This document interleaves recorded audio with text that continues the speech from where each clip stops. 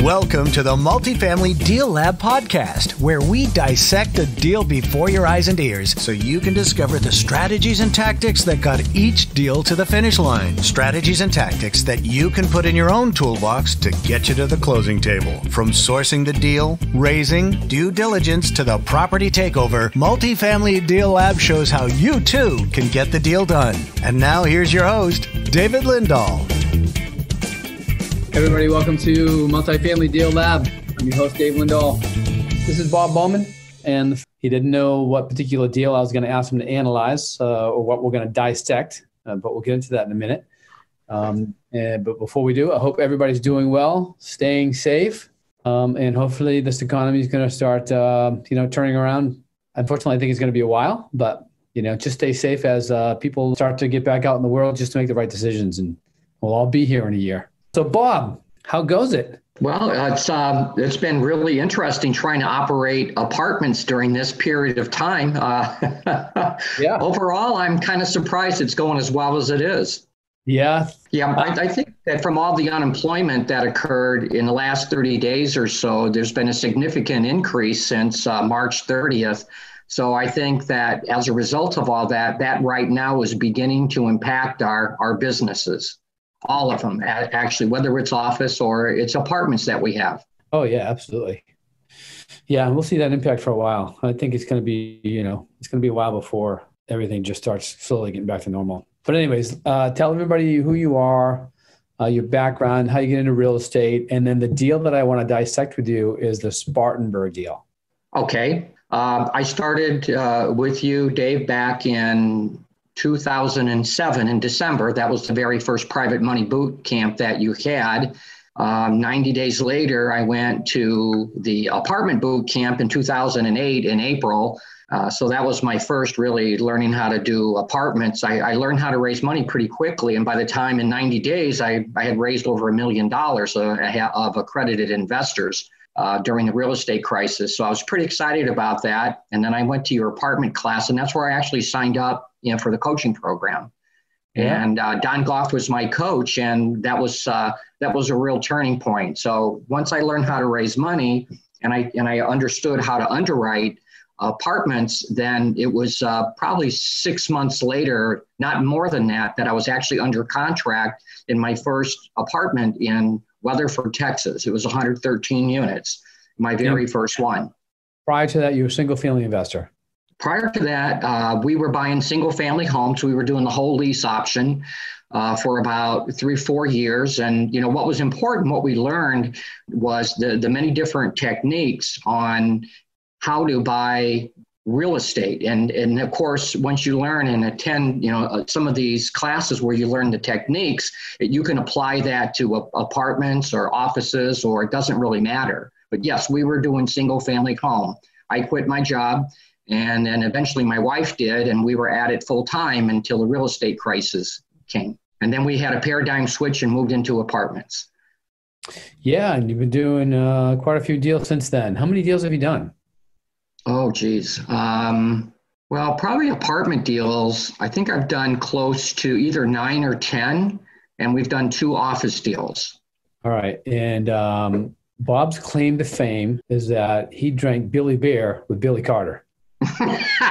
In Plains, Georgia. In Plains, Georgia. Tell that story, will you? That's a great story. This is a story, by the way, Bob told me the first time when we were jogging. Before the events, I would always go out jogging in the morning prior to teaching that day. And I think I met up with you one morning jogging, or maybe we talked about it the night before and said, hey, I'm going jogging in the morning. You want to join me? Something like that. We ended up jogging every time we were at different events. Yeah, exactly. I remember the incident very well, Dave, because we were actually in Phoenix, Arizona, and Rob was with us, and we went out at 6 a.m. and ran around the parking lot in the hotel. And so what happened when I was a young man, when I graduated from Ball State University, I graduated, I wanted to be a teacher. I was a school teacher, and so I couldn't find any jobs in Indiana, but I got hired in Southeast Georgia. And of course, at the time, Jimmy Carter was the president of the United States, and his brother, Billy, was probably as famous as his brother. Yeah, absolutely. Yep. Billy came out. Billy had what was called Billy Beer. Billy loved to drink beer. And so I was teaching probably about an hour away from Plains, Georgia, where the Carters lived. And one day I just decided, hey, I'm going to go in the Plains, Georgia. The president lives here, and just kind of look around at the town. And I went over to the gas station. It was early in the morning. It was probably about 8:30, 9 o'clock. And Billy's buddies here, he had two of them, and they both of them look like the guitar players in ZZ Top. Yeah, really? Billy? That gives you a good visual. You used to see them on TV all the time. They look just like like Billy Gibbons in ZZ Top. So I walked into the gas station. It was a really, really small concrete 2-room building. And I happened to look in the back, and there was these two big old white refrigerators, and all along the walls, they're stacked with Billy beer. And I walked in and I said, I said hi, and they said hello to me. And first thing they asked me is that, would you like to have a beer? Of course, I was only 23 years old at the time. And had been drinking beer for 10 years. Yes. Anyway, make a long story short, I asked them casually, I said, hey, do you guys ever see Billy, around town, or is he mostly in Washington with his brother? He goes, no, actually, Billy's here a lot. As a matter of fact, he usually comes in about this time. And the other guy looked out the front window and said, oh, here he comes now. Here comes Billy. So Billy walked in the door. The other guy went back to the refrigerator, and he opened up the refrigerator, grabbed a cold Billy beer, and it was just like, it was so surreal. As soon as Billy opened the door, the beer went flying from one room to the next, right across me, and Billy grabbed it out of the air, just snatched it. And he drank it right down, and then the guy brought another beer over to him. And we sat there and talked, and Billy had his cigarette and his beer, and then a little bit later, we all went outside. Billy put his arm around me, I put my arm around him, and we took a picture, and I still have it. That's a great story. Hey, I was watching on my DVR last night. I was watching I was seeing what was Saturday Night Live, the previous Saturday, and they had a rerun from the 1977. And Jimmy Carter playing Jimmy Carter on there, and that brought back a lot of memories. Oh, yeah. I saw that. They had Jim Belushi and Dan Aykroyd and Bill Murray and all the original cast. Yeah, that was pretty cool. Yeah. All right, so let's talk about real estate so we don't bore people. All right, so the Spartanburg deal. The reason I want to talk about the Spartanburg deal is because I remember being out there with you at that particular deal. I don't know. I think I was teaching down there or something. And you said, hey, one of my properties is down here, and, I've got some challenges with it. You might come down and take a look at it. And I remember being on that porch, that big, huge porch from the leasing office, overseeing the whole thing. And why don't you just describe that deal, describe your challenges, and describe how you overcame them? Because this deal is a really great lesson for people that are out there doing deals, and all of a sudden you get different surprises. Yeah, well, it was a very interesting deal. So I actually got to the part of my business. I found a foreclosure in Spartanburg, South Carolina, and there's 384 units. And the largest that I had managed at the time was about 140 units. So when it came time for the financing, it was a little bit difficult, but the broker explained to the bank that this was actually, I'd been in the business long enough and had been operating successfully enough that this is really the next step in the evolution of my own career, my own business in apartments. And what this actually ended up being was a complete tenant and an asset repositioning. It was actually, the deal was in foreclosure. A couple of the things that were very unique about the property that I didn't know that was not on your due diligence checklist, Dave, was the property had no internet at all. There was only one company that supplied it. And, I can't imagine, people, if you can imagine living in an apartment with no internet. So that was a really big negative. But the thing that was driving that, besides just having one vendor that actually serviced that area, was the fact that, unbeknownst to me at the time, when I bought the property, it was being run by a religious cult out of North Carolina. And the state of North Carolina was actually trying to shut the church down. And so... was it filled with all the church members? Yes, I had 11 employees, and they were all from this one church out of North Carolina. Deborah Norville actually had some cameras inside the church. It's out on the internet. She did a spot on Inside Edition many years ago. But it was really challenging because, they had certain beliefs. And they didn't even know that 9/11 actually occurred until over 2 weeks later. They were, these were people that were down on their luck, and the church brought them in and, tried to help them. And, so, one of the people that worked for me, his mission for the church was to bring in, hardcore felons, and he would work and try to rehabilitate them in the state prison. And when they got out of prison, he would bring them into my apartment, to help them with their rehabilitation when they got out. So as you know, you can't let people go because of their religious beliefs. So without any internet and being in that situation, a complete total tenant and an asset repositioning, I think we spent over $3.2 million in terms of capital improvements. And we were unable to make distributions for over 4 years. But we ended up buying the property for $6.2 million, I believe, and we sold it for almost $16.5 million. We had over a $10 million distribution. So percentage-wise, the investors ended up doing, really well. But, there was a lot of challenges operating a big property like that. So the way I got over the internet situation, I had a really smart guy from AT&T that was in my investment group. And we actually built our own internet, fiber optic internet on the property. And that was a really interesting project. And then in terms of the folks that were actually operating the property, because they really weren't. Wait a minute. Let's go back to the internet, because I remember being on site and looking at all the materials and what you were doing there. It all being built. You showed the operations area But that was an opportunity actually for you. Could you describe how much it costs and then how much it actually improved the value of the property through cash flow? That's a good point, Dave. The actual cost of it to build it was $130,000.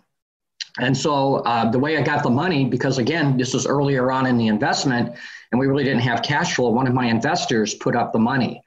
And so after they put up the money, we started building, and it took us about 3 months to put it all together. And I hired a company to do the trenching. I called AT&T. We got them involved, and once we got it up and operational, it had a gigabyte of up and down symmetrical transmission, so it was extremely fast. It was they said. Windstream, who was our main supplier, said it was the fastest internet that they've ever installed in the state of South Carolina. And it was huge. And so we charged our tenants $40 to have it. And they could do gaming, and the actual cost of the vendor in the area that supplied cable TV, et cetera, and internet was about $70 a month. So now our tenants were getting it for $40. The software that we bought cost us a few $1,000s each month, and then we paid for the fiber optic line.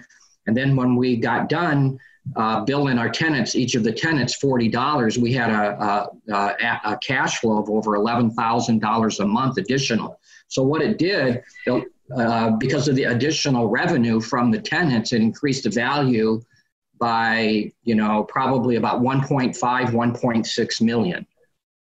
Yeah, for an investment of $130,000 plus all of the monthly revenues coming from that. Exactly. How many units was that property? That was 384. 384 units. Yeah. Yeah. Yeah. So that was, there's an opportunity right there, and there's always looking for an opportunity in cable and laundry, or just any way to improve the cash flow so you can improve the value of the property. There was a takeaway that I got from you in that property as well, and that was putting stickers on the cars. Mm-hmm. It was the stickers, but it came from the fact that every car that belonged on the lot was registered in the office. And if there's a car that wasn't registered, they got a sticker. You want to describe that one? Because when I heard that one, I was like, I'm swiping that and using that at one of my. Well, I learned this in my very first deal a few years before, Dave. What we did, because the property had a lot of bad characters, and it was considered the worst apartment in Spartanburg County, actually. Because I had met with the sheriff many times about what was going on there. It was it was really pretty bad. And so one way to get rid of all the bad guys is that what we did is that after we redid the parking lot, we assigned the numbers on each parking space. And of course, the key to this is that you don't want the number on the space, of course, to coincide with the apartment unit. And, in case you have some not so savory character follow somebody home, and then they could match their parking space with their apartment unit. So we always number these things at random. And then the tenants were required to come in. We gave them about a month and a half to come in with their with a driver's license, a valid driver's license, and a registration on their car. And then we gave them a sticker, and they had a certain date. And after that date, anybody without a sticker had their cars towed away. And at the time, I think it was like $250 or $300. It wasn't cheap. And I hired a towing company, and all they did, because it was a big apartment, it was on 32 acres, they just drove through the parking lot and looking for those cars without the stickers. So when the date came, to identify, because, people that are criminals, they don't want you to know, and they don't want the police or they don't want others to know that they're there. So they would not, they're not going to come in and identify themselves, and they probably don't. Maybe the car they have may even have been stolen. Who knows, right? But what happened on the date we went live, I lost 30-something tenants because they knew that if they had their car stolen, they couldn't get it back, because if the car didn't belong to them or the police were looking for them, then they were going to get caught trying to get their car. So they just all scattered. And after that, within about a year or so after that, we actually became one of the safest communities. Sheriff came out and talked to me, and he said, he really appreciated everything we did, but it started with the cars and the parking stickers. Yeah, good point. So what was the big turnaround there? Because I knew you struggled for a couple of years. And then was there any one particular thing, or was it just building momentum? Yeah, well, that's a great question. What the turning point, David, was really identifying a really good property management company, because the management company that we hired initially, he was aware of who all of the people were that were working at the apartment, and he knew what the tenant demographic was. And as many times as we talked, he failed to tell us about this. We had to find out from a vendor. So we let that company go because they weren't being honest to us. So Diane and I, like we had done before, we decided that we were going to take over the operation, and we were going to replace one at a time as necessary the people that were not doing their job and a part of this group. But what happened over time, we realized that the job was bigger than we expected. So we ended up finding and hiring a property management company where we had on site all the time, where we had a regional manager stopping in 2 or 3 days, checking on the people, checking on the property. Because what happens is that the other lesson with all this, when you own a 100-unit apartment or 150, you have an apartment. But when you have 300 units, 400 units, and you have 10, 12 employees, you're not operating an apartment any longer. You're operating a business. Mm-hmm. And when you have that many employees, so many things happen. And just tracking inventory and appliances, it's very, very different operating a larger property than it is a smaller. But once we hired in a good management company that was on site all the time, that's when things changed. Yeah, we should probably do a seminar. It's a very common occurrence, especially for people starting out, is to hire the wrong management company, and then you don't recognize it until it's almost too late. I mean, some of these management companies can take you down if you don't recognize the fact that they're not managing properly. I think in the managing the manager course we have, the asset management, that's now a digital download. We have it in there, all the different numbers, but it's so key to be on top of your management company. You got to be reading the reports. You got to be asking the questions. And if you're not, if they're not a good, reputable company, even if they are, if you're not reading the reports and asking the right questions, things just slip by. But if they're not a reputable company and they're not reading the reports and not asking the right questions, they're going to be scamming you because they know you're not watching.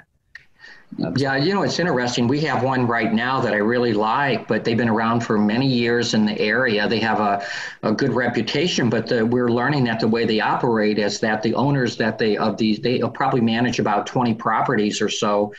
The owners they just take the owner's checkbook and they think it's like their own checkbook, and they've been around enough. We're finding that they know how to make money besides off of your operating account, besides just the management fee that you would typically pay them. Following up on the details, sometimes, they have too much experience, but, you have to, like you said, you have to read the reports, you have to stay on top of everything, and make sure that you know what they're spending and why. I think the three most important things is the Monday morning report, looking at all the different variables in the Monday morning report, and one of them's off. You just got to start drilling down right then. The second thing is your profit and loss statement for the month, and look for outliers. Look for things that just don't seem right. And then dig into those. And then always calculate that commission for the manager, because it should be based off the collected revenues and nothing else. And a lot of times that's wrong, and it's usually wrong in their favor. Yeah. And, it's funny that the same property management company, that is exactly what just happened recently. We have a fairly new apartment we bought in November, and all of a sudden, we're calculating, my wife, Diane, who does all the back end stuff for us, she's looking at the checkbook and she's seeing that they're writing checks, and she's looking at the rent money we took in, and, realizing that they're overpaying themselves by quite a bit of money. And over probably a period of about 2.5 months, all of a sudden they're like $7,000 or $8,000 ahead of what they probably should have been paid. So she caught them up. It didn't take real long, but she caught them up all right. And matter of fact, she took that responsibility away from them. She said, I'm doing all the calculations and I'm going to approve, and then you're going to write your check to you when you pay our asset management fee, because it has to be the same number. But that pretty well solved it there. But, sometimes you have to do that. And, the success for us, that I've learned over the years, being in the business, whether it's apartment or office, it all comes down to that manager and the people that are in there that are actually executing.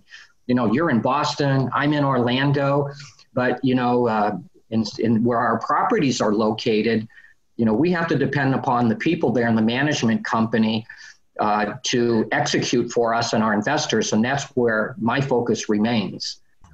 Dave, thank you so much. My call is coming in. Thank you so much. Take care, Bob. So that's it. There's opportunity here right now, as I said a couple of times in this call, because there's just a lot of people looking at deals. People are scared. And I remember when I was looking for my single family flips, so I could flip a property to buy more multifamily properties early in my career when I was broke. And I just was looking for ways to buy more deals. I always look for properties with problems, because those were the ones that nobody else wanted to deal with. And if I could figure out how to fix the problem, then I could have this great deal and I could get more money to buy my multifamily properties. Well, right now we're in this gray area where there's this problem, and that is people are being laid off and there's an eviction moratorium. And it's like, so how do we underwrite this deal? And how do I get to the closing safely and be able to analyze the risk, for the first 6 months of owning this property? Well, we've talked about that here. We'll talk about it on additional calls. But if you're willing to go through that process, you can come to the other side, not risk-free, but understanding the risk and doing best practices, and actually getting some really, really good deals out here, because of the fact that you're one of the few people that are chasing down these deals, that are taking down. I shouldn't say chasing them, taking down, because there are sellers out there that will need to sell, and need to sell right now. There's always sellers that need to sell. There's always sellers in distress. It's just, why are they in distress? Before this whole pandemic happened, there were sellers in distress for one reason or another. Now they're in real distress because they got their distress before, and then they coupled it with the pandemic distress. So just know that opportunity favors those that are willing to do the work, to do some of the dirty deals that are out there, or to figure things out that other people aren't willing to figure out. So most importantly, between this week and next week, when we're coming back on, next week I got a couple of students that are doctors, and they're going to come on. They're going to talk about some of the things that they've seen. Both of them got pushed back onto the front lines. They had retired from being doctors. They became full-time real estate investors. They've done some really good deals. So not only are we going to talk about what they're seeing and how to stay safe, They're both in my mastermind group, and both of them have been sending us information on how to keep our immune systems, strong, and and all the different risks, and to stay safe through this coronavirus thing that we're all going through. So they'll both go through some of that stuff, and then we'll dissect some deals as well. So we'll see you next Tuesday, right here on Deal Lab. Take care.